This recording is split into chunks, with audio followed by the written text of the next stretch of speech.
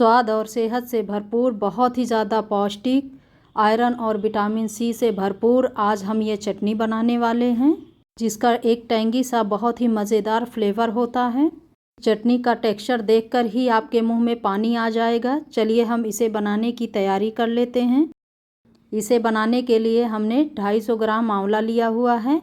आंवले को हमने साफ़ पानी से अच्छे से धोकर पोंछ लिया है। आप देख सकते हैं इसके टुकड़ों को ना हमने बहुत ज़्यादा पतला करके रखा है, ना बहुत ज़्यादा मोटा करके रखना है। इसी तरीके से आप सारे आंवलों को काट दीजिएगा। चलिए अब हम आंवले की चटनी को बनाने के लिए तैयारी कर लेते हैं। आंवले की चटनी बनाने के लिए हमने गैस पर एक मोटे तले की कढ़ाई रख दी है। गैस को हमने ऑन कर दिया है। कढ़ाई में हमने 2 चम्मच भरकर ऑयल डाल दिया है। तेल को हम अच्छे से गर्म होने देंगे। तेल हमारा अच्छे से गर्म हो चुका है। आधा छोटा चम्मच हमने राई का ले लिया है। राई अगर आपके पास ना हो तो आप काली वाली सरसों डाल दीजिएगा। राई को हमने तेल में डाल दिया है और इसे अच्छे से हम चटकने देंगे।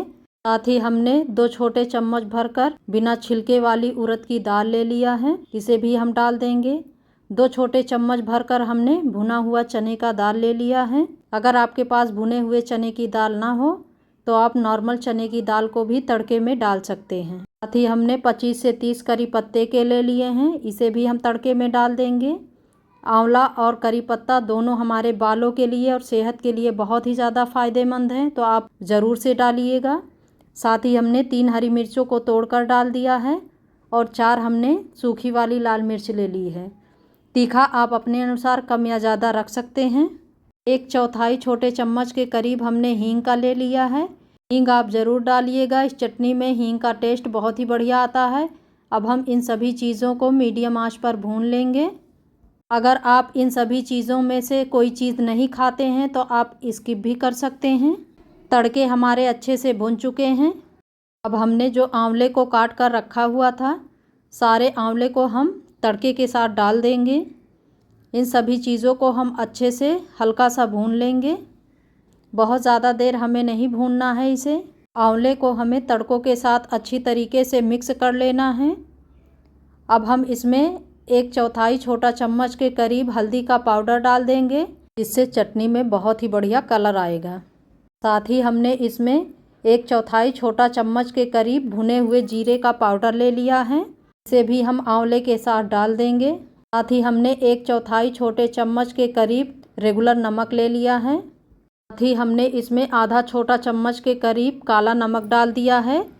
नमक आप अपने अनुसार कम या ज़्यादा रख सकते हैं। आंवला में थोड़ा सा खट्टापन ज़्यादा होता है, इसलिए नमक थोड़ा सा ज़्यादा ही जाएगा। अब हम इन सभी चीज़ों को अच्छे से मिक्स कर देंगे। मसाले डालने के बाद हमें इसे ज़्यादा देर के लिए भूनना नहीं है, बस मसाले अच्छे से मिक्स हो जाएं उतना भर हमें चला लेना है। ढक्कन से ढककर हम आंवलों को बीच बीच में चलाते हुए 3 से 4 मिनट के लिए पका लेंगे। आंवलों को पकाते हुए हमें लगभग 3 से 4 मिनट के करीब हो चुका है। अब हमने ढक्कन को हटा दिया है। चलिए चेक कर लेते हैं आंवले हमारे पके हैं या नहीं। आप देख सकते हैं आंवले हमारे बहुत ही अच्छे से सॉफ्ट हो चुके हैं। अब हमें इससे ज़्यादा आंवलों को नहीं पकाना है। आंवले की चटनी का स्वाद दोगुना करने के लिए हमने 1 मुट्ठी भरकर हरी धनिया ले लिया है। धनिया को हमने अच्छे से धोकर सुखा लिया था। इसके डंठल को भी आप ज़रूर डालिएगा। सारी धनिया को हमने डंठल सहित डाल दिया है। अब हमें आंवले को ढकना नहीं है, इसे ऐसे ही लगभग थोड़ी देर के लिए हम मिक्स कर देंगे। धनिया को हमने लगभग आधा मिनट के लिए मिक्स कर लिया है। आप देख सकते हैं धनिया बिल्कुल अच्छे से सॉफ्ट हो चुकी है। बस हमें इससे ज़्यादा धनिया को नहीं पकाना है। सारी चीज़ें हमारी बिल्कुल अच्छी तरीके से पक चुकी हैं। अब हमें गैस को कर देना है बंद और आंवले को बिल्कुल अच्छी तरीके से ठंडा होने दीजिएगा। फिर इसके बाद हम इसे मिक्सर में या फिर सिलबट्टे पर पीसकर तैयार करेंगे। आंवला हमारा अच्छे से ठंडा हो चुका है। आप इसे गर्म बिल्कुल भी नहीं पीसिएगा, नहीं तो आपका जार ख़राब हो जाएगा। कितना बढ़िया कलर लग रहा है ना चटनी का। चटनी को पीसने के लिए हमने मिक्सर का एक जार ले लिया है। चाहें तो इस चटनी को सिलबट्टे पर भी पीस सकते हैं, बहुत ही बढ़िया टेस्ट आएगा। या फिर आप इसे ओखली में भी कूट कर बना सकते हैं। जो भी आपके पास सामान हो आप उसमें बना लीजिएगा। चम्मच में जो भी मसाले वगैरह लगे थे हम उसे भी निकाल कर जार में डाल देंगे। हमें इस चटनी में एक भी बूंद पानी का इस्तेमाल नहीं करना है। बिना पानी डाले हम इसे पीस कर तैयार कर लेंगे। कुकर का ढक्कन हमने लगा दिया है। आप देख सकते हैं चटनी को हमने पीस कर तैयार कर लिया है। मैं इस चटनी का आपको टेक्सचर दिखा रही हूँ। हमने इस चटनी को बिना एक बूंद पानी के बनाकर तैयार किया है। चटनी को देखकर आपके मुंह में भी पानी आ रहा है ना दोस्तों। आप भी बनाकर ज़रूर इसे ट्राई कीजिएगा। आप सभी को पता है कि आंवला हमारी सेहत और बालों के लिए बहुत ही ज़्यादा फ़ायदेमंद है। अगर आप कच्चा आंवला ना खा सकें तो आप इस तरीके से चटनी बनाकर आंवले का इस्तेमाल ज़रूर से ज़रूर कीजिएगा।